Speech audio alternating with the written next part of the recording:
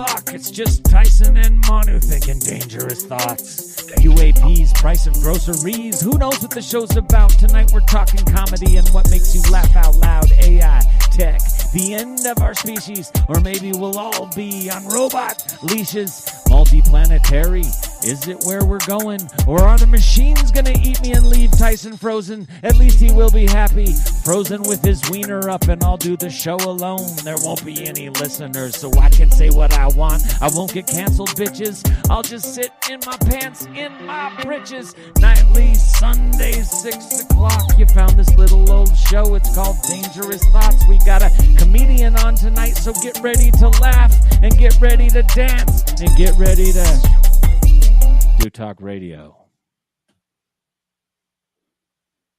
Welcome everybody to Dangerous Thoughts. Tonight, our thoughts may be extra dangerous, especially in this time and place, because tonight we will be talking about comedy and freedom of speech and humor in this day and age where, I think probably one of the most dangerous professions on earth is to be a stand-up comedian, because stand-up comedians say and do what they want to say. Well, they say and do. I'll take away do. They at least say what they want to say, and that could be dangerous, in cancel culture world. I'm Manu. This is my co-host. Well, I'm Manu Ente-Reme. I'm an actor. I'm a producer. I'm a writer. I was on Star Trek in One Tree Hill and a lot of other stuff. You can look me up on IMDb. Watch my movies. My movies are like way, way better than this show. So you could just check over there. I get some residuals. Anyway, this is my co-host, Tyson Strausberg, who is also an actor. But really, he's more of a nurse. Is that right? Am I a nurse? Aren't you a nurse? I'm getting big enough. I was going there. No, I work for Kaiser Permanente, but no, I'm a trainer. I'm not a nurse. Do you train the nurses?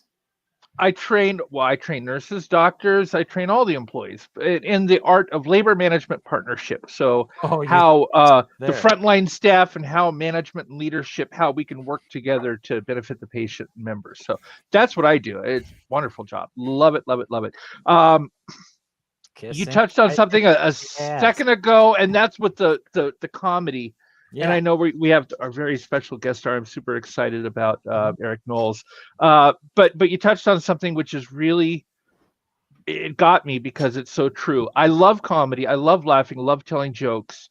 But we're getting into an era where it's never appropriate, racist, bigoted, etc. It's never appropriate. But now agree. Now we're getting to a point where even the almost the cleanest, the noblest of jokes are scrutinized, and what did he mean by that? And hate mail. Like, how can we be funny now? Because being funny is taking a mirror and looking at the human experience, good, bad, and otherwise, and making fun of it. And usually the worst of our experience, the most right. I'm a self-deprecating comedian, so the worst of our pain, we make it into funny, and that includes in my book bigotry and racism, and some of our best comedians do racist material on racism, and it's in the way that they do it. Are they intelligent enough to do the comedy? But what happens when you find yourself boycotted on CNN? See, that's the fear, right? You said something, you did something, and all of a sudden, the world thinks you're a bigot. Or every joke offends somebody, right? There's no such thing as a joke where nobody's offended. Well, I don't get offended by any jokes. I don't. But there are people who do. I'm a Polish man, and I've heard Polish jokes my entire life about how dumb my culture is, right? I got a few, but I'm not going to say it on here. No, go. I mean, none of them. Not trying to get fired. I've never been offended in my entire life. I've never been offended by a joke, especially by a comedian, a professional comedian. or even a fucking bad comedian. I've never been offended by jokes. So I'm blown away by this day and age of like even comedians having to be careful. I came from the day where Andrew Dice Clay, his first joke at Madison Square Garden was, so I had my D up this chick's ass. And then he goes, oh, put the little cigarette behind his neck. Yes. And he said, love him. well, I was standing in line at the bank. Oh, I mean, that was his first joke. I had my D up this chick's A while I'm standing in line at the bank. At the B. At the B. At the B. Right. That's the word of them all, isn't it? Yes. Okay. Here's where we're going to hear some jokes. For 18 years, I've been in the United States Coast Guard Auxiliary. So I'm U.S. Coast Guard. Our comedian here is a Marine. And boy, am I going to catch hell. Yep. Because I know what the Marines and the Navy think of the Coast Guard. Puddle pirate is the nicest of the jargon. What do they call you? A puddle pirate. Puddle pirate.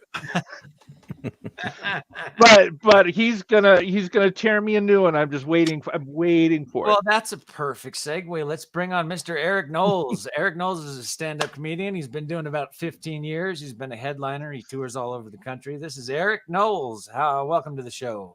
Hey, thanks for having me. No, we're stoked to have you, man.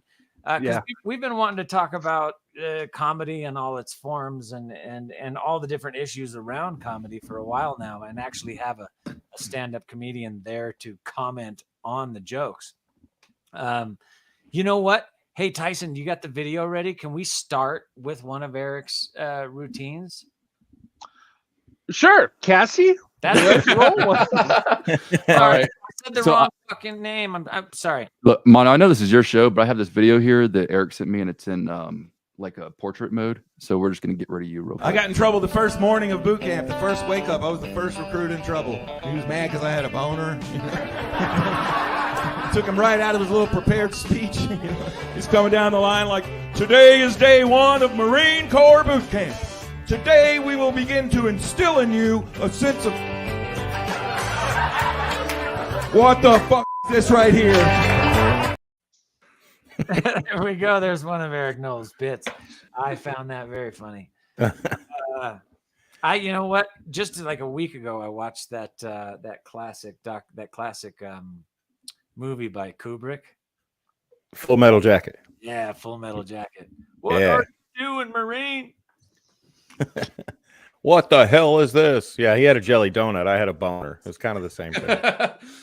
You could put one on the other. I mean, right. I had a boner in jail once, and that kind of threw them off. But I never went to the boot camp, so I assume I would have a boner though, because don't they like run you ragged and then you got to go to sleep that night? I would figure I'd sneak a little one out under the Oh yeah. Well, I did. I don't know. That's Navy, not the Marines. That's the Navy. Right. That's a whole different kind of a thing. Marines. But like everybody told me that my experience with that was pretty uncommon. Most people are like, I think they put something in the food because I didn't get a boner for like 3 months, And I'm like, well, shit, not me, man. Like every morning I was pole vaulting out of bed. Like I didn't know what the hell was the matter with everybody. Were you not eating? Were you fat? No, I was eating. I was doing everything everybody else did. It's probably saltpeter. That's what they put in there. That's what they say. That saltpeter is the thing that like stops you from getting a hard Peter. Why would somebody invent that? What a useless thing. Erik is just the upgraded model. He comes with his own kickstand. Yeah. I mean, it's perfect. I think saltpeter was invented by some kind of Christian or maybe not Christian, but a religious organization to like try to tone down the sex. I think it had to be feminist. Oh, it could be feminists. That makes more sense. Yeah. That would put us in our place, wouldn't it? They don't like penises. Hey, are you making fun of my tits? Right. Hey, speaking of getting canceled, I think we just did it. Yeah. I'm a feminist when it comes to, isn't the definition of feminist? I think I heard Chappelle say this, speaking of comedians. definition of feminist is just that you believe that women are equal and they should have equal rights and equal pay and shit like that. That's what they say. Yeah, because everybody can agree with that. Like, of course, we think that we should all be equal. Yeah, we should, but we're not. Like now we're into like a new wave of feminism where they want us to shut up and let them be men. Yeah. But some of them are just as buff as us. Like I used to say, what? There's no real equal between men and women. And the truth is that there isn't. There are some things women excel at. There are some things men excel at. There is equality there because of the different things, right? But I used to think like men are stronger than women, but that's not necessarily true. Because the other night I watched the documentary on American Gladiators. And do you remember Ice from American Gladiators? That chick was like ripped. Yeah. That was the first time I realized, like when I was 8 years old watching American Gladiators and I saw Ice and she was just like, oh, fucking bring it. And I was like, I think I'm gay. Yeah. Yeah. Yeah. I make a lot of jokes, but there are some very strong women. You know, I served in the Marine Corps alongside some female Marines that were more badass than some of the dudes, you know, because they're trying extra hard, you know, because they're definitely in a man's world in that environment. And they really But, step up. I don't think the reverse is bad either. I mean, if, a woman wanted to, go to work every day and all I had to do was make the bed and vacuum and keep the house, I'd do that. Hello. Yeah. Any women out there want to, I mean, I'm a gay guy, so I mean, they don't expect a lot of sex, but Well, of course. Yeah. Cassie's got that job right now. Yep. Yeah. Cassie just produces our show and takes care of the kids and like fucking hangs out at home. It's awesome. I'd be Cassie for a while. I would too. Cassie actually at one time, I don't know if it's happening now, but he had some polyamory going on here too. Like he was like, it's not a full-blown relationship anymore, but it still happens on occasion. Well, I mean, it must be nice to have like a conveyor belt coming into your bedroom and next. It's nice. Next. I would love that. I would love that back when I was like 25 and I had enough testosterone running through my system.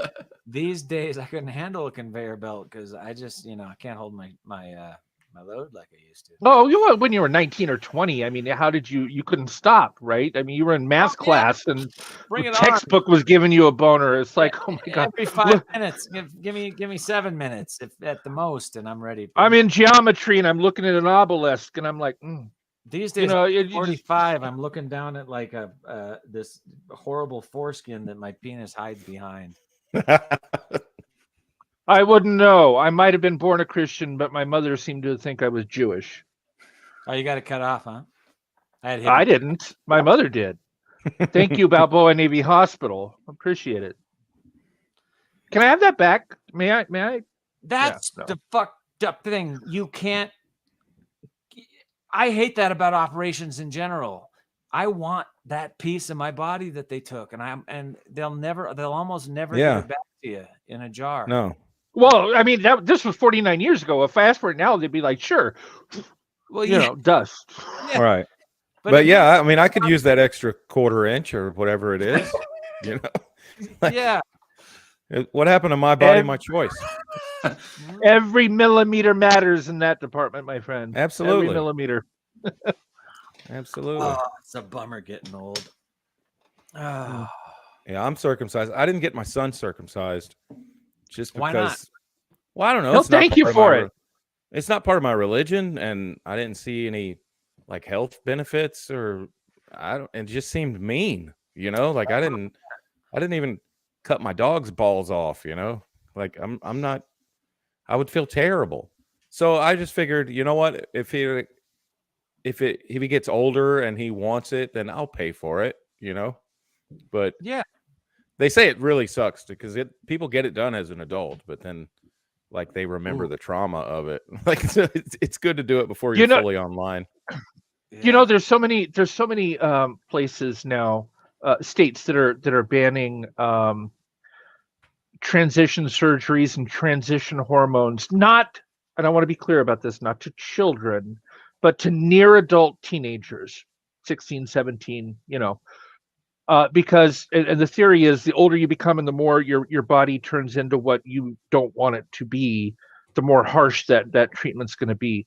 And yet at the same time, like circumcision, you're doing this to a child who has no say in the matter, no choice. I mean, not a 16-year-old, somebody who's 3 hours old. Right. I want that. With both of you. We should. It just seemed weird to me.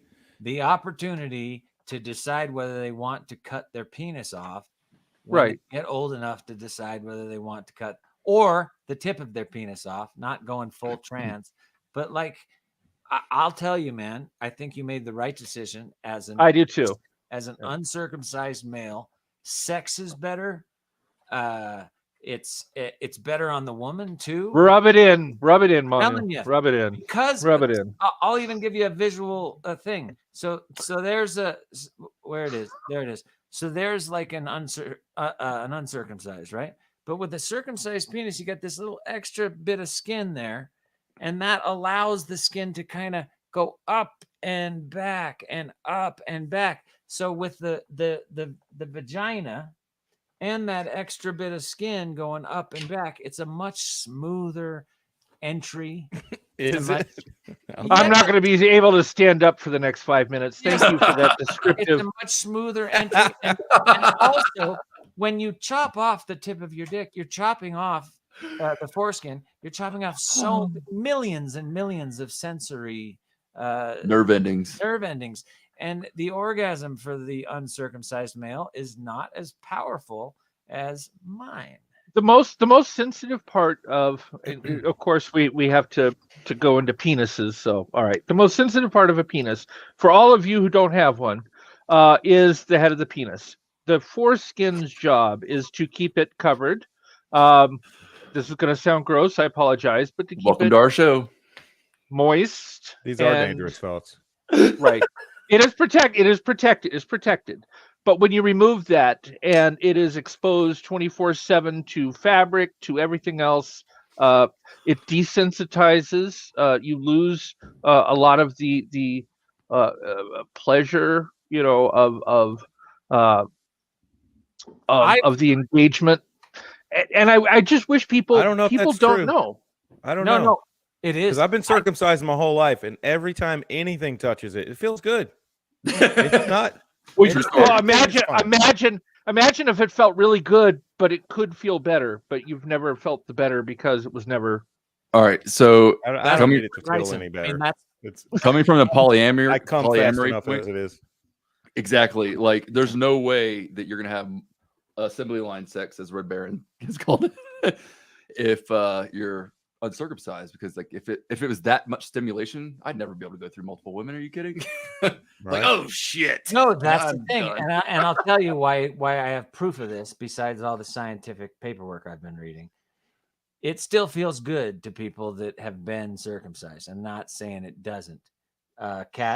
Katie says moist. That word isn't used enough. She has a point. You're welcome. No one I'm here all week. Word. Nobody caught the magic word. I used it on purpose. All right, but anyway, listen. She has. All right. So what I was saying was the guys that have had their thing removed, they still feel great. Don't get me wrong. They feel great, but they don't feel as good as a person that has been not circumcised. I've even had guys, buddies of mine, tell me that because of their circumcision, that they really, really, really have to go at it to get one off. For me, I had to practice for like 20 years to like hold my shit, to actually be intimate and beautiful and in there with locked eyes and not, go too early because of my superpowered non-circumcised penis. And so you crossed your legs wrong, and I don't think that's a superpower. Whoa. But I got it down, and in young adulthood, I figured out how to control that thing, and now I can build to an orgasm that I bet you I would bet everything that I have in the bank right now, Erik Knowles, that my orgasms feel better than yours. You And think so? Yes, I do. And Let's find out, bro. You start right now. I'll start right now. What are we going to use? Facial expression? How do you test that? I wonder. I don't know. We'll let the viewers decide. Yeah, I bet you. What's that dude that did all those sexual tests in the 60s? Whatever. Tyson Strasberg. I met him. I bet you. Right. I was gonna say my dad. I don't know. My dad. Yeah, I bet you he knows the answer. Circumcision's a weird thing. Like, I don't understand. You know, for some people it's a religious thing. Like Jewish, I don't understand why Jewish people would want to make their dicks look like Nazi soldiers. Yeah, me either. Because they look just like the helmets. Me either. Well, no. Well, I always thought that's where they got the idea for Darth Vader, but I don't know. Makes sense. I've got a lot of Jewish friends. Actually, we had a Jew on last week. His name was I love him. His name's Joseph Alexiou. He's a phenomenal German. Full circle. Oh man, he's a phenomenal journalist, and he writes about, like, you know, EPA violations in New York badasses that are like just building houses on top of terribly polluted land that kills everybody that buys the house, and all these, you know, the billionaire landlords that are getting away with this shit. And he's a super, super, super cool guy, fantastic Jew, like one of the coolest Jews I know on the planet. And he's also speaking of comedy, this is what I love about, you know, comedy is what I hate about America these days with this cancel culture shit is everybody seems so uptight. I'm not a misogynist. I'm not a racist. I'm not a bigot. I'm not any of those things, man. I'm not a Nazi. I'm not a white power dude. But there are certain comedians that can make jokes out of all of that stuff and more and make me laugh, especially if they happen to be a part of that race, be a part, you know, I'm not going to go see a white power comedian. But if I hate those guys. Yeah, I'm not a huge fan of the white power community. I don't know if that's a big genre of comedy, is it? You don't think they have like KKK I've never seen anybody do it. KKK Comedy Tower. No, I don't think they understand comedy, really. No, probably not. No, yo, please help us welcome Grand Dragon John Smith. Yeah, I don't see that. With all the jokes they tell, it's probably like the one. Stop me if you heard this one, okay? Hey, stop me if you heard this one. Two black fellers walk into a bar, and we run them out. I don't know. That's the joke. That's it. That would be. They ain't coming into my damn bar. Yeah, woohoo! No. But you know what? There's a really interesting thing going on here in Texas right now in Austin. Joe Rogan has opened his comedy club up. It's been open 2 or 3 months now, and it's becoming like the mecca of free speech comedy. He's one of the guys who has kind of made a stand for free speech in comedy. And what he does, he makes all the customers, when they come in, they put their phones into one of these, these pouches that they lock. So nobody can record anything, and all the comics know it. So the comics have this fearlessness that they can't have anywhere else to try out some stuff, without fear of somebody getting a little clip of it and putting it on the internet. We do because go ahead. Because comedy's a process. Sometimes we have to try out, especially if you're going to work on edgy material that involves racism, which is a great subject to talk about because there's a lot of comedy in it. But sometimes it takes a few tries to say it just right for it to be palatable, for it to work right. Yeah. And I think Chappelle walks the line, but I think he does it brilliantly. The other one on the other side of the spectrum, I think you have to give it to Jeff Dunham. Like, I think he's allowed to get away with some of the stuff he gets away with because he's not saying it, the puppets are saying it, right? Right. So he can do stuff that would be a little more edgy than what if a person, because he blames it on the puppet, right? The puppet is Red like, Baron. The trippiest thing is, I think the problem in general is that most Americans are just so damn dumb, because I watched the Chappelle special where he walked the line, and it was I think number 4 of the Netflix specials, and all I heard for that whole hour was, "Hey, trans community, my name's Dave Chappelle. I have a bunch of people in my life that are trans people, and they're my friends. And here is an olive branch. I'm sorry if I offended any of you. I'm just joking." That's all I heard for an hour. But other people heard exactly the opposite. And it blows my mind how you could end a routine with, "I knew this comic who was a trans girl who opened for me. I loved death. She killed herself. I wanted,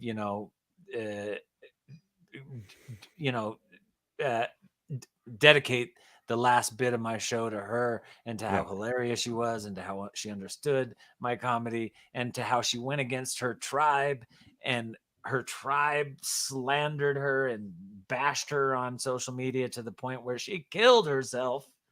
And I miss my friend because of all this bullshit." So olive branch. I don't know how you can hear that any other way. But we're human. We're having a human experience. It was just incredible. Yeah. How do you half hear the staff of Netflix walked out over that? Yeah. It's like, did you really listen to it, or you just want to be mad? I got, and I told Mona this joke yesterday. I got in trouble for saying, because I live in Ramona, it's very hot here, kind of like Texas. And, I said, "God, I'm sweating like an altar boy being called to the priest's office." I thought it was funny, but, good joke. It is. A lot of Catholics were very angry with me. Well, so what? You know why it's funny? You know why it's funny? Because Catholic priests rape little boys. It's funny because it's true. I didn't mean to offend you. That was only a bonus. Yeah, that was only a bonus. Like, yeah, man. I'm so sick of the cancel culture shite. And actually, I could be out of touch, but it seems to me, I don't spend a ton of time on social media, but I do spend a little. I think 3.46 hours a day, according to my iPhone. Enough.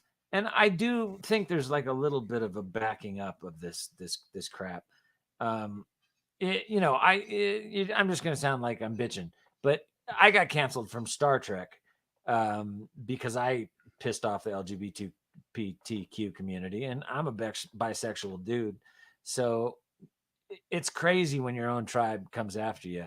All I did was call a Star Trek actor that was in that thing with Kevin Spacey. Kevin Spacey tried to kiss this guy, tried to get on him, and he pushed him off. And I called the guy a pussy. I said, "That's not rape. That's not sexual assault. You were 16. He was 25 in the gay community. And that's normal, man. Just push him off and go your way." Now, if it was a 16-year-old girl and it was a 25-year-old man, that's a little bit of a different story. But that got me canceled. Like, that got me just wasted canceled. They killed my character. They even hired another actor, and then they killed him with my character's name. Damn.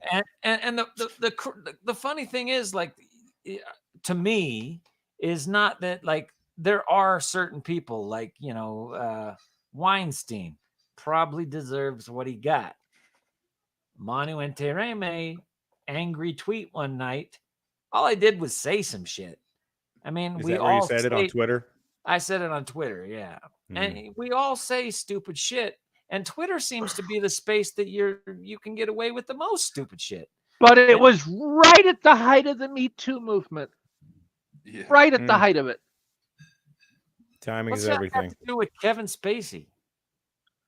Because what's his name was complaining that, when he was younger he touched him, and so the whole Me Too, and then you defended the pedophile. Yeah, I know. I became the pedophile. You're like, suck it up. He barely touched you. That's what I said, because all he did was try to kiss him, and you know, I mean, I'm sure he wanted more. It was just a peck. But he got pushed off, and he walked on his way. That was it. He wanted more. And here's the funny thing. Here's the funny thing. This is actually the funny thing. Like a year later, 2 years later, the case goes to court. Turns out Anthony Rapp was lying. He didn't know what the house looked like inside. If somebody who sexually assaults me in a house, I'm going to remember exactly what that place looks like. I'm going to know where the bedroom was. I'm going to know where the kitchen was. I'm going to know where the bathroom is. I'm going to know where the front door is. And if it was good, I would relive it every night. Yeah. Spacey, man, back when I was in my 20s and I met Spacey, if he would have offered, you know, that would have got me somewhere. I was hot. I was a twinkie twink back in the 20s. Oh, back in the K-Pax days. Yeah, man. Yeah. What a great movie. I love K-Pax. That's a favorite. And I used to love House of Cards. I thought that was amazing. I loved it. They killed off his character, and I'm like, boom, they're cutting my fingers off. Wow. Boom. Wow. What's that guy's name? Come on, Christopher Walken. Hey. Oh. Whoa. Oh, what are you doing? You're defending Kevin Spacey. What are you, an idiot? He's good. You're slow. What were we talking about? Oh, I started bitching about getting canceled. We were talking about all kinds of dicks, and then penis. That's always on the show. I don't know. You know, usually we don't devolve into penis till the end of the show, but I thought that foreskin was a very important topic. Speaking of penis, yes, we're trying to reach out. We're trying to reach out to the Christian audience. We're trying to get them in. So yeah, we thought talking about penis would really you're wearing pull the trigger on that. Yeah, I am much more of a Christian than people think I am. I won't get into that, but I am. I'm a Christian. No, I got a Bible right here. Bible right here, and Tyson's wearing his cross. So I'm a gay Christian. That really, they really enjoy me. Let me tell you that. Hey, they enjoy having me. That's allowed. There's only some people that think. There's only some Christians that think you're going to burn in hell for eternity. There are plenty of Christians that read the Bible and interpret it the way Jesus wanted you to, because the Jesus folks are usually the Christian folks. That, you know, Jesus said, you know, turn the other cheek, love thy neighbor, you know, the old law is dead. You know, Tyson's just turning the wrong cheek. That's all. And hey, no, I'm all about love thy neighbor. Yeah, I want to make sure that I and it's not even Tyson's fault. I'm sure the Coast Guard did that to him. Yeah. Here we go. I was waiting for it, and it only took half an hour. You're late. Shots You're fired. late. I was expecting that. Manu, we're giving him points. What? Tyson, goddamn dirty bastard. You dirty bastard. What are you drinking in that cup, you stinky guy? All right. Now that we did that, that was hilarious. A cup full of foreskins.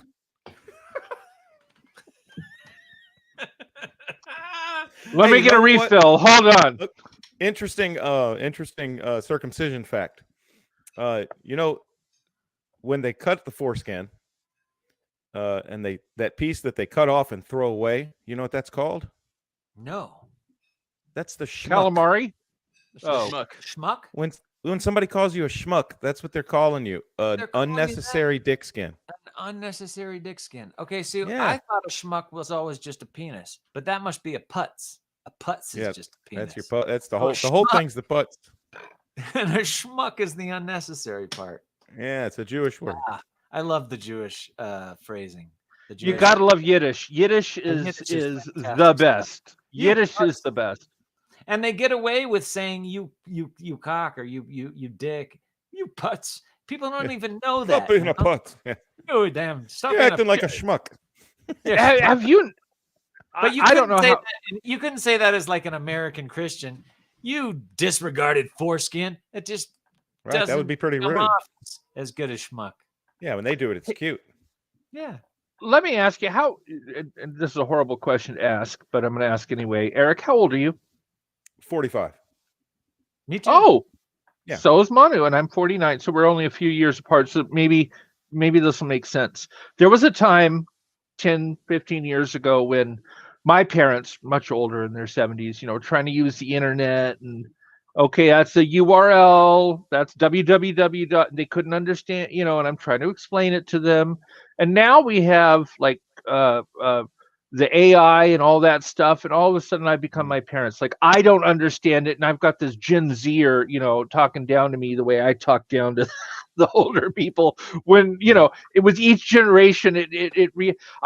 I was supposed to. We had a party, and I was supposed to send somebody, my portion of the money, and they said to Verbo or Vivo or Venmo, or so. I don't know what the hell it was, but I was supposed to send her money, but I accidentally got her a cabana in Boca Raton. I think I confused the Venmo and the Vivo. I don't know. Oh, you did a Verbo instead of a Venmo? Maybe that was it. I don't know. But, a cabin rental instead of the money I owed her. I don't know how technology just passed me by, because I work on a computer every day. I'm into computers, but now it just gets more and more sophisticated. And the funny thing is, if you know old technology, I had a Nintendo 64. It was the last cartridge game that Nintendo made. Up, down, right, left, right, B, A, select, start. Right. And I had my 8-track collection, and I swear to God, I had a kid in my apartment trying to shove an 8-track into the Nintendo 64. Hey, how do you play this game, Kenny Rogers? Oh, wait, no, that's not working. How do you play John Denver? Let me try that. Get away from my tapes! They were trying to shove. They don't know what a record is. I mean, oh, look at this vinyl frisbee. No, don't. Vinyls are making a comeback. So they are now. Yeah. But I watched Janet Jackson fly across the yard. Oof. It was awful. I'd like to see Janet Jackson fly across the yard. Yeah, well, it's her Velvet Rope, so I didn't care. It got broke. It is sad because not my favorite album. There was a time where we would get up and we would go out during the day, and we would maybe go order a sandwich, and it would be like an egg salad sandwich, and we would sit down and we would eat that sandwich. And you know what we would think about while we ate that sandwich?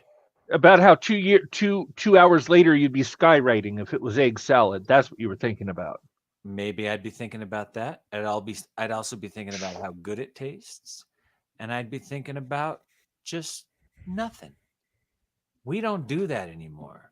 Right. This tech that we have become involved in, this thing told me that I was on it 10 hours as an average on the day for the last 7 days of the week. I spent 10 hours of my day attached to this thing.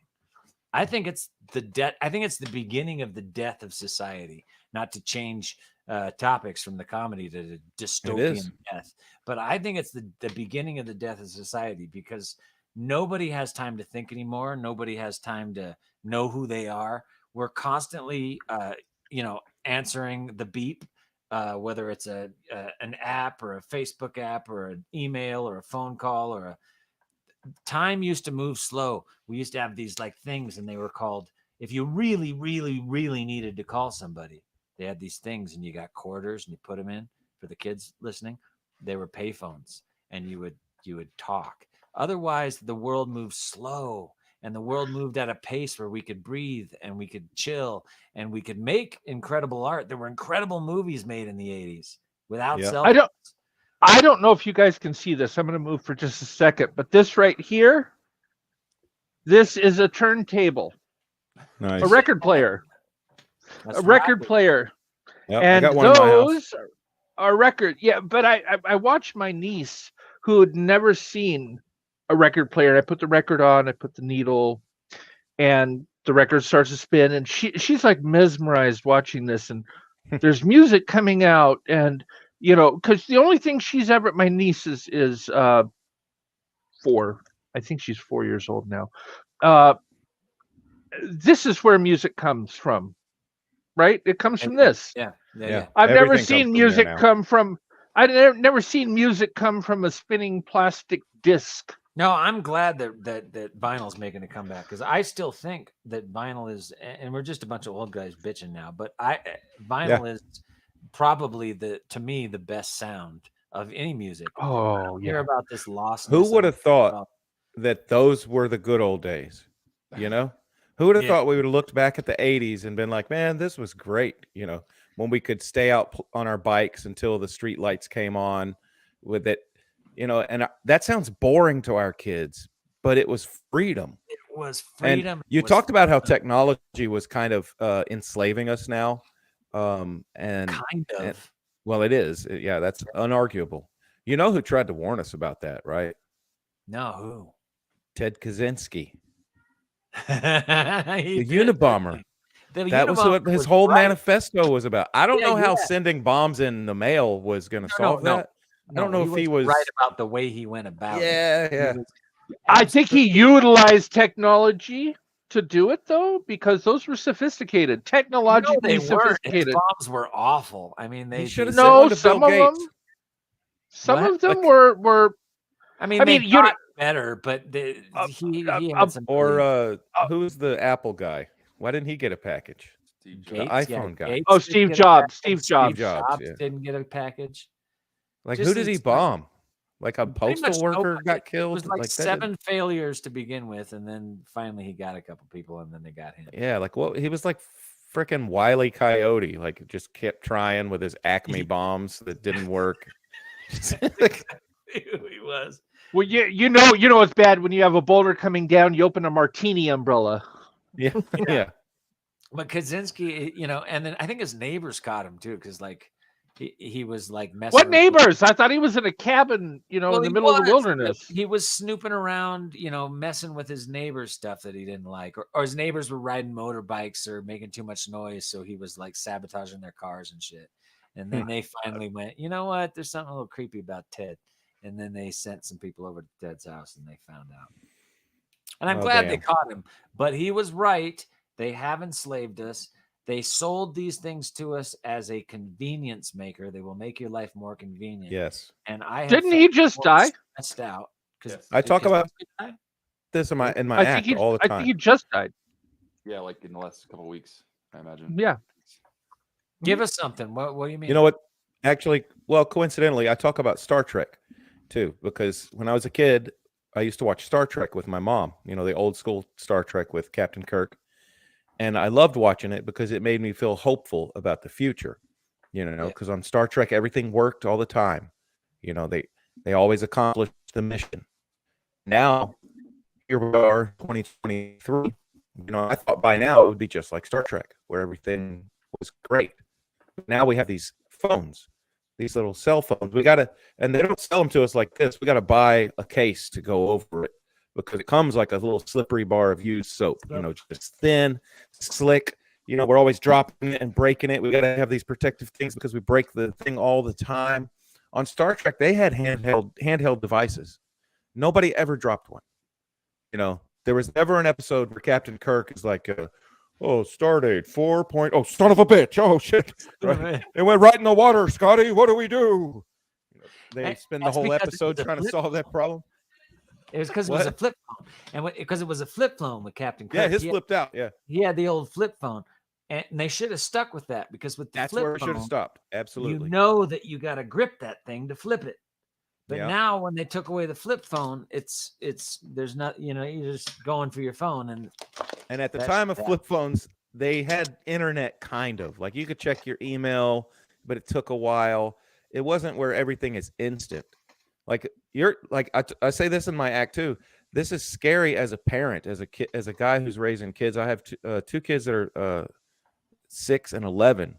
I have an 11-year-old son who's curious about the world. Right now, when I was a kid, I used to dream about what titties might look like, you know, and I had no reference because I hadn't seen any. There weren't any to be found.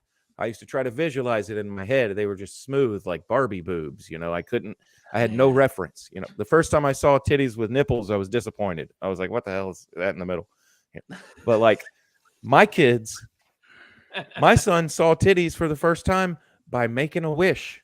he just pulled out that genie and said, "Hey, show me what titties look like." And he just hit the microphone. He couldn't even type, and it showed him in 4K instantly. Here's some porn. Boobs in 4K. Yes. I remember the first Playboy magazine I ever saw looked like it had been chewed by wolves. It was like this old ancient document passed down from kid to kid. Out in the treehouse, right? Yes.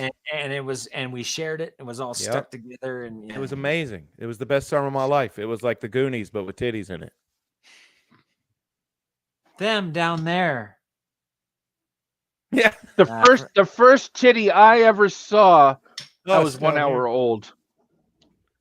Don't want to go up with Butthead in his barrel.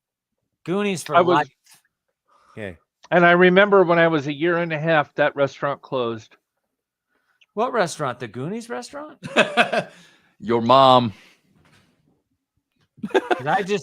I'm the only one that got that, Tyson. The first time I saw a titty, I was 1 hour old.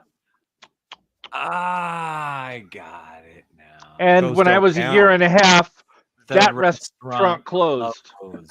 It was shuttered. My favorite restaurant. Yeah. Boobs. Somebody's kids are crying. Is that me? That's my kids. Okay. Crying. If it were mine, that would be news. Get off the internet, kids. They found something they couldn't handle. They're crying. Dudes can't get like kids. I mean, you can be a married couple and adopt a kid, but we can't. That's why I said if they were my kids, I would be shocked, because if Michael got pregnant without telling you, that would be a miracle. Yeah, I think they'll get that done soon, next 20 years or so.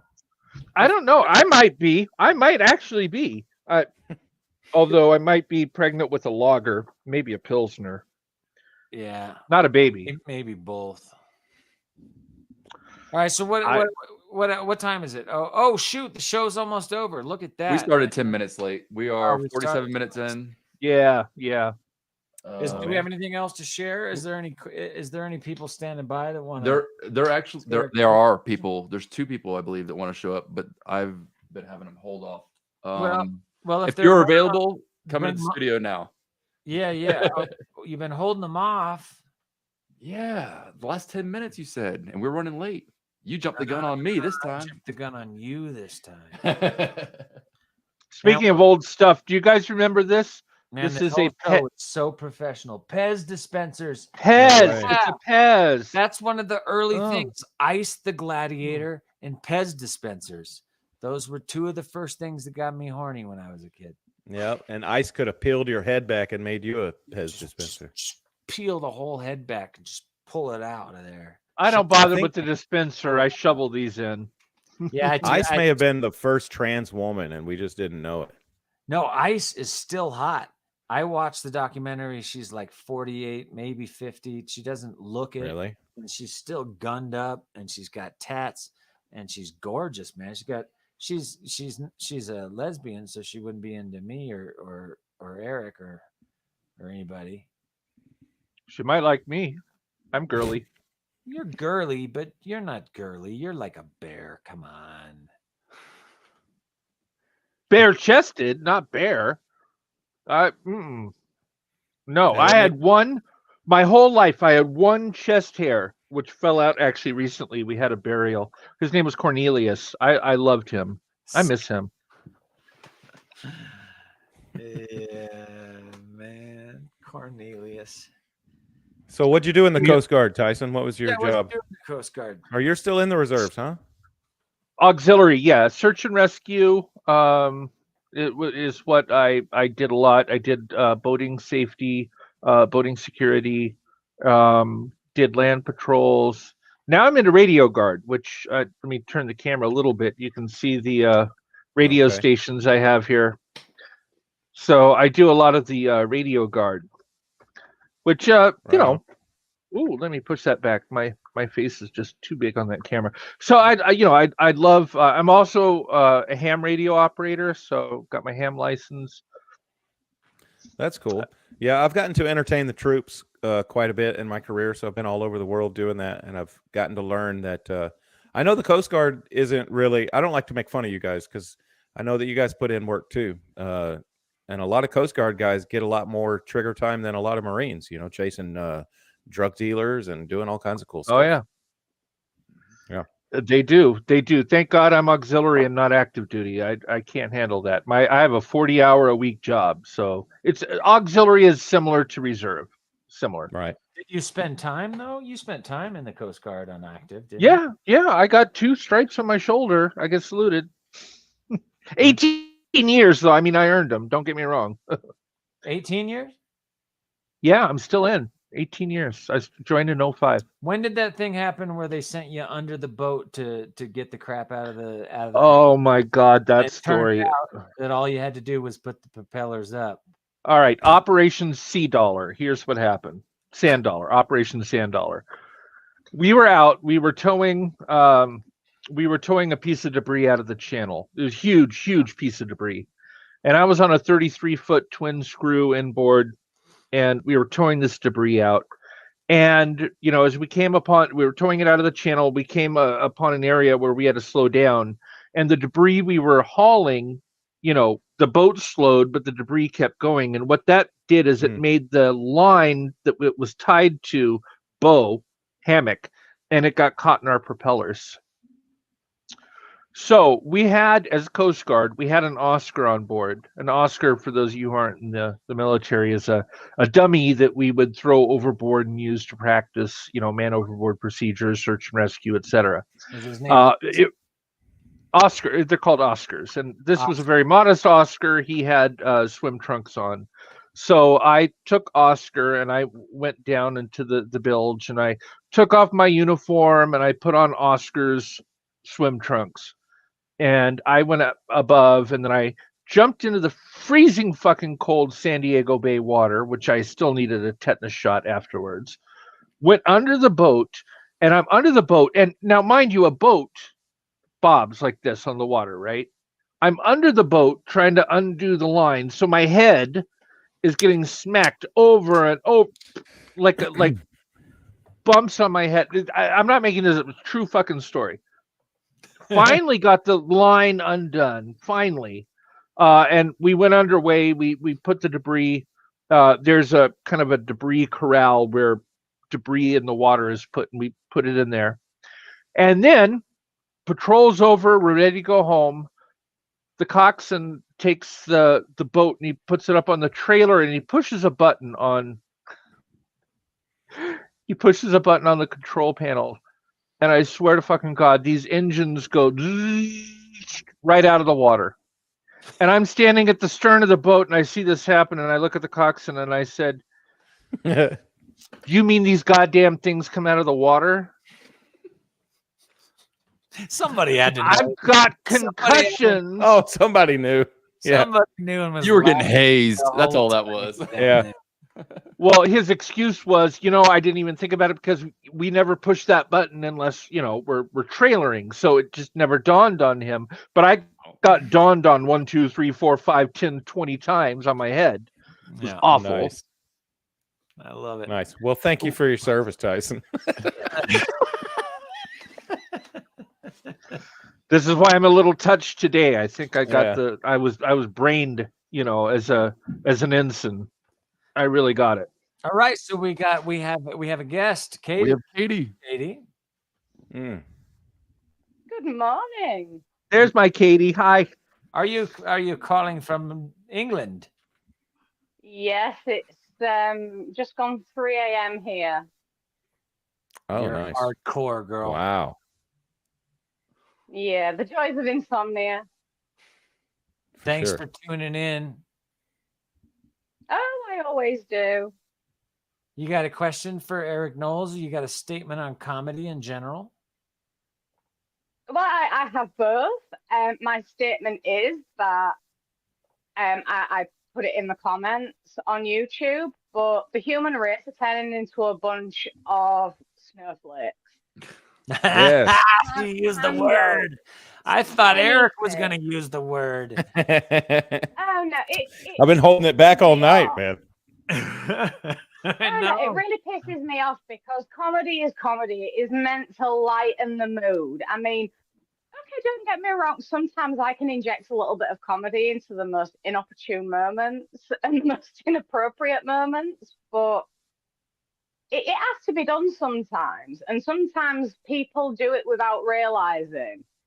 I mean, when I was 6 years old, I went to the burying of my grandfather's ashes.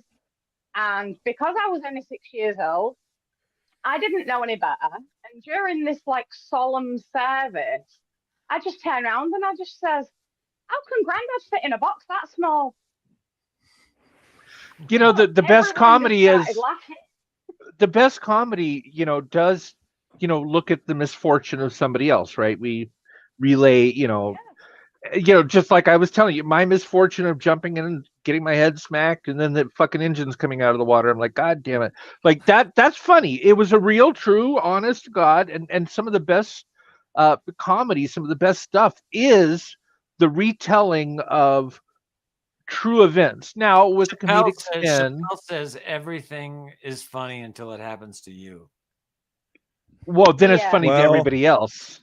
Yeah, I mean, you both are kind of touching on the truth of it. Tragedy is funny when it happened to you. If you're telling your own story, the way Tyson told his story was funny because he's like, my head was banging down there. But think about if he was telling a story of one of his shipmates, and he's like, and this idiot goes down there and gets his head bashed. You know, then it's not. Somebody so funny. is telling that story. Somebody out there is telling. Well, that yeah, story. they're telling. Yeah, somebody's like, we didn't tell him we could lift the rotors. You know?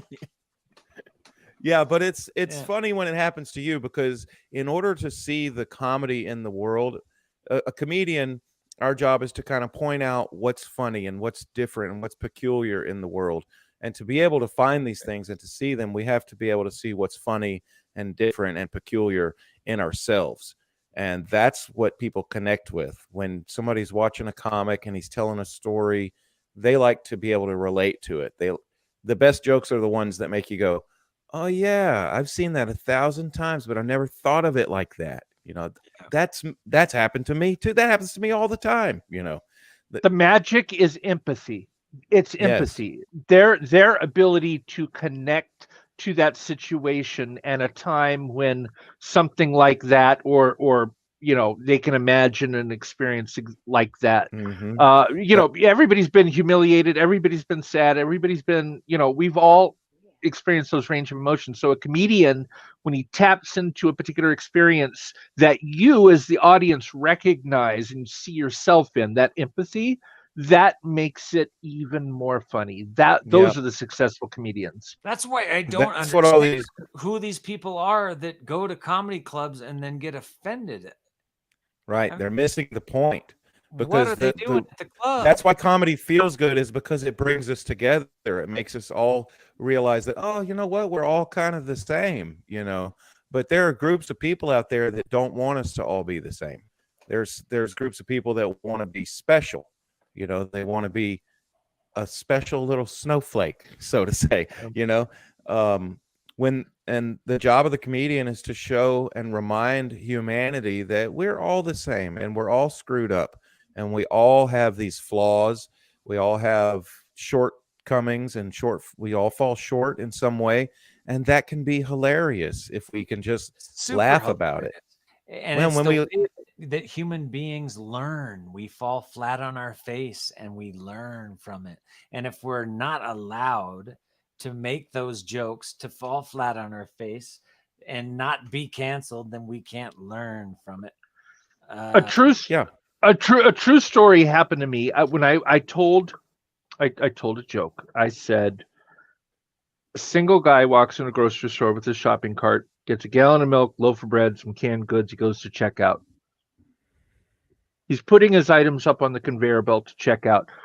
And this woman looks at him, looks at what he's buying, looks at him, looks at what he's buying. And she says to the single man, she said, "You're single, aren't you?" The man doesn't know what gave him away. He's looking at what he bought, look at her, and he goes, "Well, yeah, I'm single. How'd you know?" The woman says, "'Cause you're ugly." Because you're ugly. I knew that. I knew it.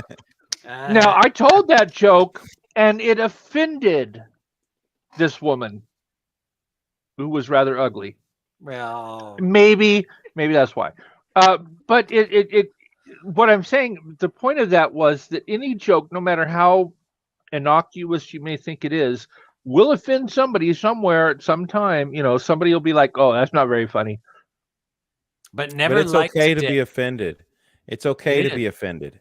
Like for some reason, society has gotten to a point where they're like, I should have the right to never be offended, which is useless. That's a joke. As a human. Yeah. That's the biggest joke. Yeah. We need to be, when we get offended, it causes us to think, and provocation of thought is the job of the comedian. We're supposed to make you stop and think. That's being offended. So my advice to anybody out there that gets offended, accept it, absorb it, marinate in it, think about it.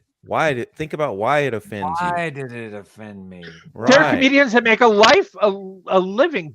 Andrew Dice Clay, by the way, one of the sweetest, nicest, kindest, politest. Nothing like his character. Nothing like his character. Yes. But his caricature, I might even say, was offensive, abrasive, awful, rude.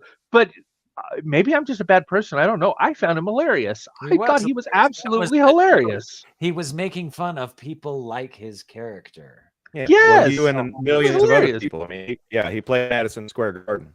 Yeah, right. Speaking of that, you told that story.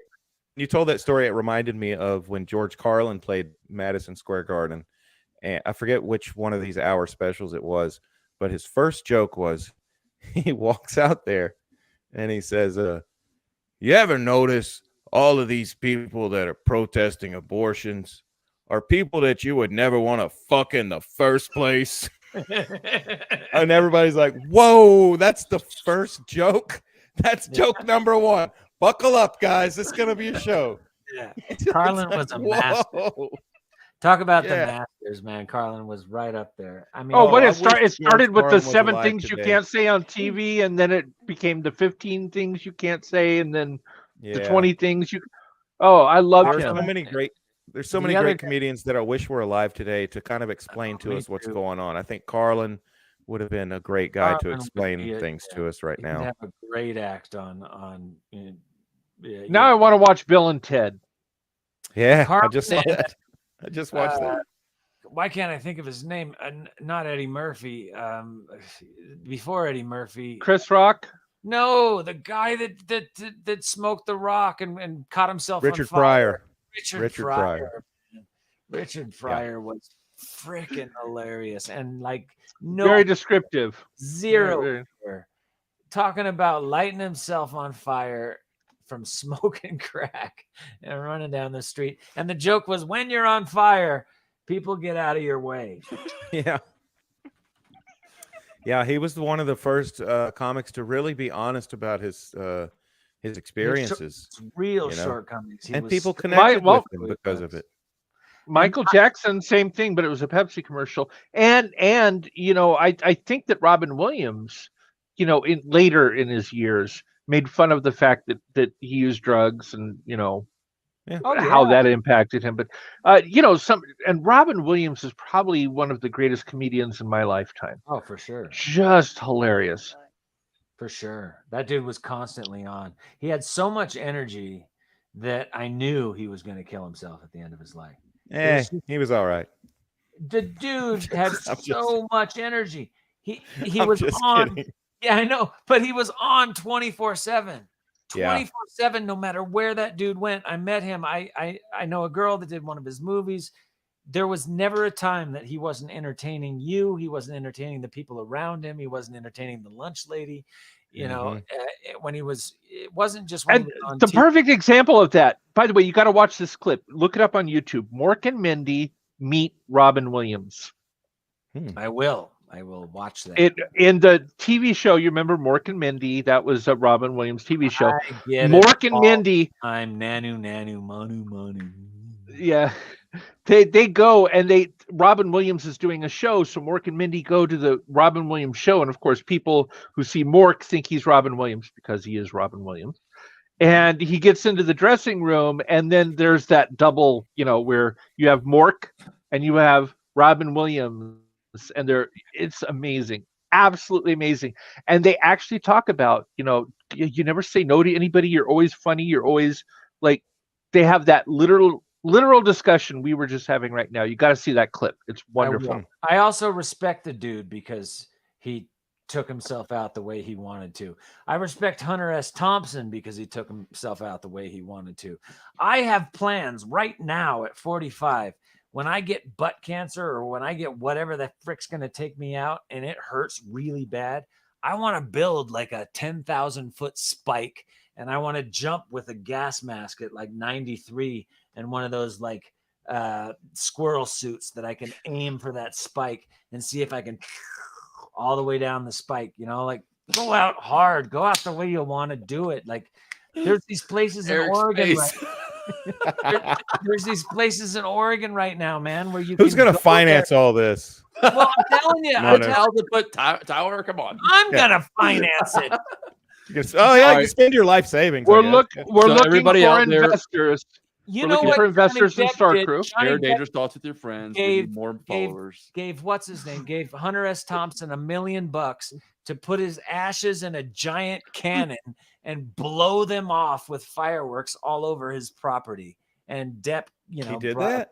Yeah, he put himself in a gigantic cannon and shot fireworks and blew himself all over his Colorado property. And Colorado is wonderful because you can blow shit up and you can have whatever kind of gun you want and get on your farm and take drugs and blow shit up with your friends, which is America, for God's sakes. Hell yeah. Yeah. So Oregon, by the way, Oregon is one of these places that has just legalized suicide. And check out how this would go. You got butt cancer. You feel awful.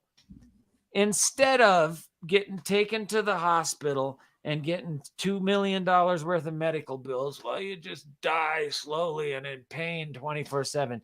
You go to one of these places in Oregon. You have your friends show up. You have a party for the weekend. And then on Monday, you hold all your good friends' hands that loved you your whole life. And you say, I'm out, everybody. I love you. And then they fucking hit you with that double shot of morphine and you smile and you go to sleep. Like, what? I know there's some Christians on the show, but that's the way to go for me. And I love Jesus. Well, all right, man. I don't understand this whole thing we do in America where we make people like sit there and just die. And then it costs so much to die that you can't leave your house to your children. They come after you for your medical bills and they take your house from your kids. I mean, come on. All right. Katie, I cut you off. You had some other stuff to say before we end the show. I think we have another person too. Oh no, I was just going to ask Eric. Is there any comedy that you really can't stand? That you absolutely detest? Yeah, just as a comedian, as like a purist comedian, I prefer pure comedy. So I really don't like the puppetry, like Jeff Dunham or somebody with a guitar. Somebody with a guitar, like just strumming, doing one-liners. No offense, Casey, but the only guy that I've been able to. But I still have a respect for those guys. Really, I mean, I don't prefer it. But is there a type of comedy that I don't really like? Not really. I'm a fan of all of it. I love the urban comedy. I grew up on BET's Comic View and Def Comedy Jam. I love the redneck stuff. I'm working with Ron White tomorrow from Blue Collar Comedy Tour. Awesome. I love in Austin. I love all of it. I love the Latino comedy. I love a lot of like English, British stuff. Monty Python or oh yeah, Monty Python, classic stuff. Absolutely. Hey, you gotta love Monty Python. Yeah. I really liked his series, which was the Flying Circus. Yeah, the Flying Circus. Yeah, a lot of great sketches on there. Did you that's cool you get to work with Ron Wright. I am so surprised that he can still do what he does, because he is 3 sheets to the wind every time he performs. And the dude has a little bit of wet brain, but he's still funny as hell, man. Yeah, he's sober now. Oh, is he really? Yeah. He went down to I don't know if he wants me to tell this, but he told it to me in the green room. He went down to like South America and did an ayahuasca Awesome. like a healing ceremony, and it broke him of it, and he doesn't drink anymore. He still smokes some weed. He'll still do some mushrooms and get a little squirrely with you, but he doesn't drink anymore. You know, we've talked about this show a little bit about psychedelics, and I won't get way into it, but they have legalized psychedelics in Colorado, and they've legalized them in a few other states, and they finally got the right to do studies for psychedelics on PTSD, and they're having a lot of the fuck are you laughing about? I'm laughing at Tyson. Where'd he go? Tyson has to pee. He's gonna wet himself. Yeah, that's funny. I see it in the chat. You've been messing with him. The damn bricks are showing up in my teeth the whole show. That sucks. But they're doing studies on PTSD for that's great. PTSD is actually turning out to be something they can treat with psilocybin and MDMA and ayahuasca, mescaline, as well as even like ketamine. Yeah, they're doing ketamine studies too. Yeah.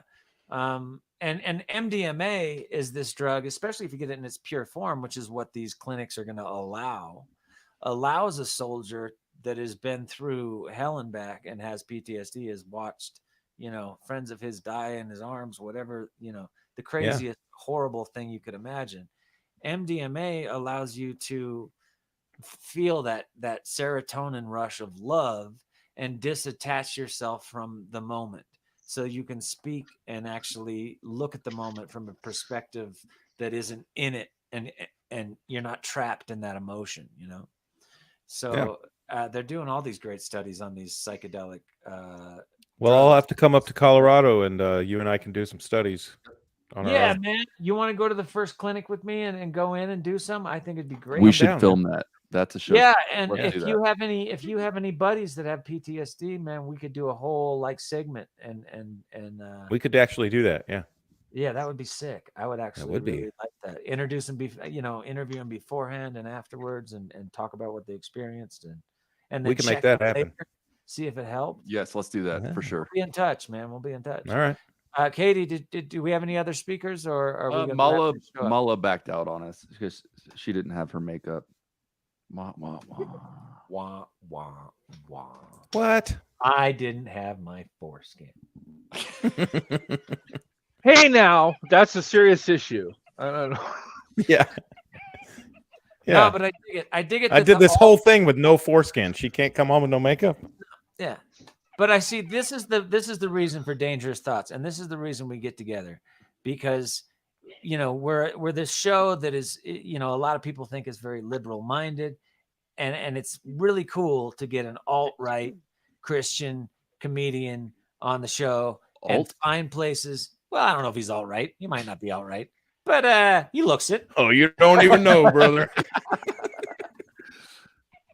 But we find places that we find common ground, and we find, that the country is getting so polarized that's another thing comedy does so well. It brings, like Erik said, it brings the nation together.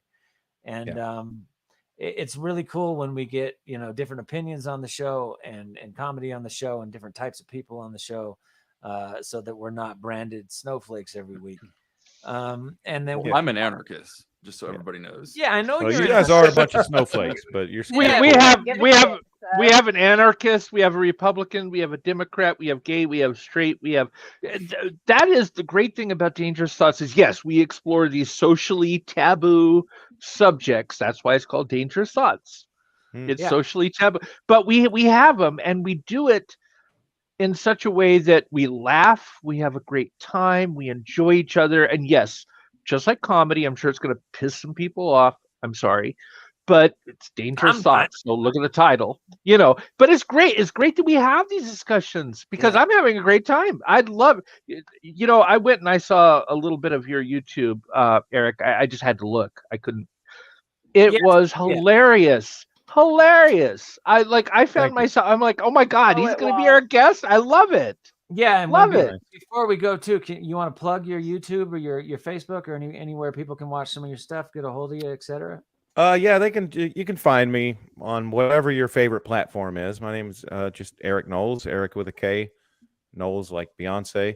I'm really trying to push my TikTok right now, and you can find that at Erik Knowles Comedy on TikTok. Right on. Yeah, and I have YouTube. I have all that stuff. And all at Erik Knowles or Erik Knowles Comedy. Yeah. Yeah, there's one other Erik Knowles that's famous, but he's like an antique dealer. He's on like Antique Roadshow all the time. Oh, he's one of those dudes from Antique Roadshow. Yeah, that's not me. I guess you see him. Those are even more delicate than a snowflake. Oh, I know. He needs to be canceled. Oh yeah. Yeah. One of these days I'm going to show up to Antique Roadshow and just start smacking plates out of his hands. Just be like, there's only room for one Erik Knowles. I look at IMDb. Was that $100-year-old record player? Crash. Yeah. I look at IMDb every day and I try to see if there's Manus ranked above me. And there's this one dude named Manu Benet or Bennett that's always ranked above me because he was on the freaking Hobbit. Oh. And he's actually a good guy. He's actually a good guy, so I got nothing against him. Yeah, it was also on Arrow as well. And that, and then you just Manu was in. There's also that other one too. Whatever. Made a bunch of crappy movies. You got holes in your shirt. You can't even afford to. You know, I wanted to see how many Tysons are ranked above me, and it turns out TICIN is something my mother made up when she was on drugs. So I get to be the only one. Right on. Well, that's good. My mother made up when she was on drugs too, but I think she got it from a holy book, so that's why there's others. No, there's only one Mano and there is only one Tyson, and that is you guys. Thank you, Katie. There's only one. Is it Katie or Caddy? Okay. Now I'm depends on the day, right? We have Cassie and Katie. You're now asking how to pronounce my name. I know who you are. You know I know who you are. I love you. It's only been a year. Yeah. All right. So we have gone over 17 minutes now. Everybody, thanks for tuning in to Dangerous Thoughts. I want to thank Erik Knowles for being our guests. Check out Erik Knowles at YouTube and Erik Knowles Comedy on TikTok. Check out his comedy. He's funny. If he's in your town, go see his show, buy a ticket. And we'll see you guys next week on Dangerous Thoughts. And you know what? We're going to get it together. We're going to have like new guests and all that stuff. If you want to be a guest on Dangerous Thoughts, we've had it scrolling down at the bottom the whole time. If you want to ask a question for one of our guests, but you can't watch the live show, just write Dangerous Thoughts Show at gmail.com and go, oh my gosh, Arnold DiCaprio. Something like that. Isn't that Leonardo? Oh, whatever. DiCaprio. Leonardo I Schwarzenegger. worked with the dude and I called him Arnold. Anyway, he looks like an Arnold. Dropping lanes. Leo DiCaprio's on next week, but I can't make it. I want to ask him a question. Dangerous. I'm the king of the world. Leonardo DiCaprio. The boat is sinking. Quick, grab my hand. Ross! Quickly. Ross! Get to the chopper, Ross! All right. You write to Dangerous Thought Show at gmail.com. If you want to come on the show next week, anytime, just DM Subscript Pirate. Fuck, man, I can't talk at the end of the show. DM Subscript Pirate at Subscript Pirate at Twitter. At Subscript Pirate on Twitter, right? All right. And we'll see y'all next week with some more Dangerous Thoughts. Dangerous Thoughts. See you guys. Thanks, and we got through a show without Tyson wetting himself.